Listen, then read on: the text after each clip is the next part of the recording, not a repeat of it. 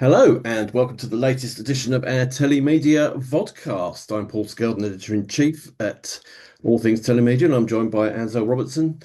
Hi, Anzelle. Hey Paul, How's it going? 100%. Thank you for having me.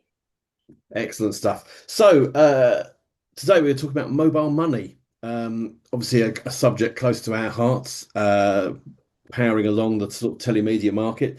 And there's been some interesting news come out about various aspects of mobile money across the past few days and a bit of last week. Research from Juniper suggests that more than half of the adult population in what they deem emerging markets are going to be using this in the very near future, um, generating something like 370 million additional users of mobile money, creating a vast amount of extra revenue and all that sort of thing, which I thought sort of made for quite an interesting story. To give it some context, according to the GSMA, there's 514 million active users of mobile money globally, though there are 2 billion accounts. So that's what a quarter of people who have an account actually use it. But that's still a very large number. And the majority of them, 70%, are in sub-Saharan Africa. Um, and it turns about $4.6 billion in transaction values. But what I I think is believe interesting. I believe indeed it was some years ago already that the official figure was, I think it was at that time, 15 to 20% of the Kenyan, GDP was being turned via M-Pesa. And I'm sure our friends at M-Pesa, like Jason, would be able to Jason Masai, head of digital, of course, would be able to confirm that for us. But this trajectory has not stopped. This growth trajectory has just gone on and on. No, absolutely. And it's interesting because sort of if you sort of drill down into the specifics, we've also had news that Airtel Africa has now it's got 52 million active users, 17.3% up on last year. So 2024 to 2025. So this is for figures from 2025. And it's surpassed the $200 billion transaction value recently as well. So that's just one telco running a mobile money service that's sort of doing it. I think it does show that this is sort of massively taking over the market, certainly in emerging markets. And I think more importantly, what it does is consumers that are using mobile money to pay, they're used to the concept that perhaps the developed world and developed markets aren't, which is, yeah, of course, with Apple Pay, whatever, that my card is on my phone.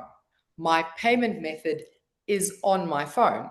But in these markets, my payment method is my phone. It is my mobile, and there's a difference. And I think what this increased uptake and increased usage of mobile money does is it just makes consumers used to paying for digital goods also now via their phone. And again, the difference between my payment method is on my phone versus my payment method is my phone, Mm. which is the sub-Saharan African, really mantra, I think. And Yeah, I follow companies like PowerPay on LinkedIn.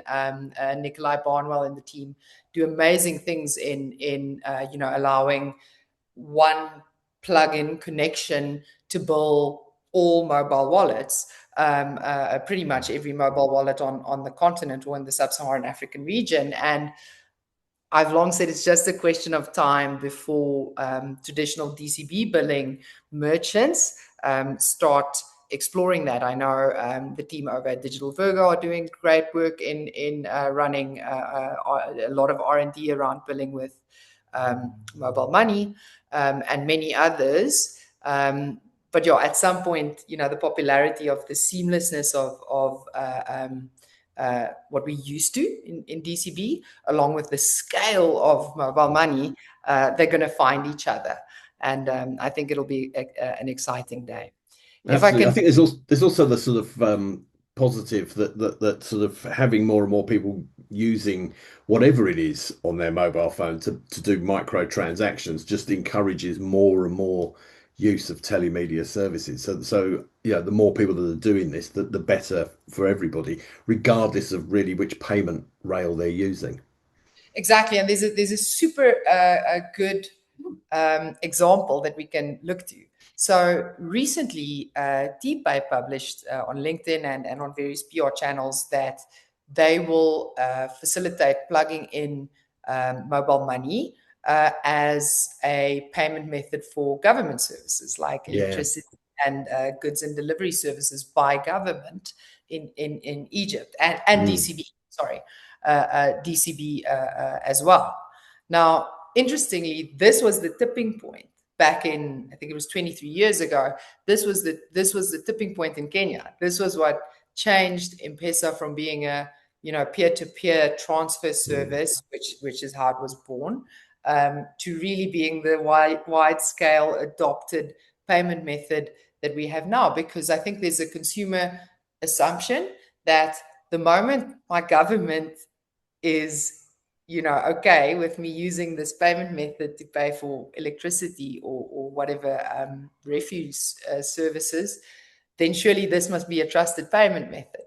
And then I Mm. get used to it. Also, these are not nice to have purchases. These are purchases I have to make every month Mm. or every 2 weeks paying for my electricity. So naturally, they are recurring by that nature. And then naturally, anything I keep doing every 2 weeks is something that I get used to doing. And that's part of where the initial success and sort of mass uptake of M-Pesa as a payment method came from. And I think we're excited to see now whether, is there going to be some parallel between DCB in Egypt, since it's now being plugged in as a payment method for government services the exact same way M-Pesa was 23 years ago. Mm.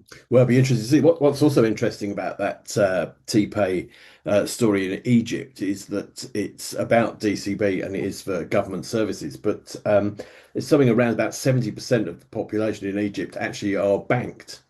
Yeah, So it's not just sort of DCB for unbanked people who, yeah, this is for anyone, and it's all because it's so convenient and yes. largely frictionless that Well, anybody uses it. you So look at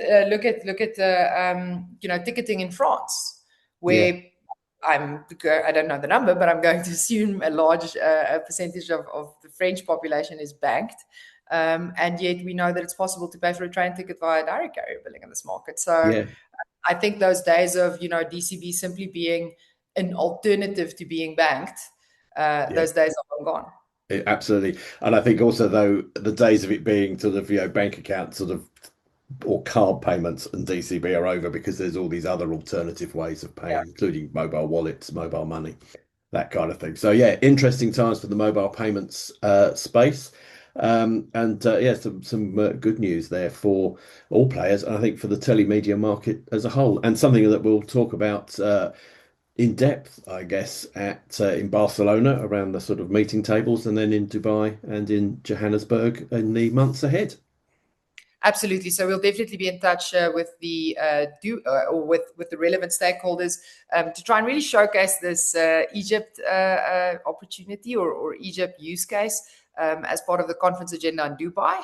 And similarly, just or related, then what else is happening in that region in MENA, North Africa, Turkey.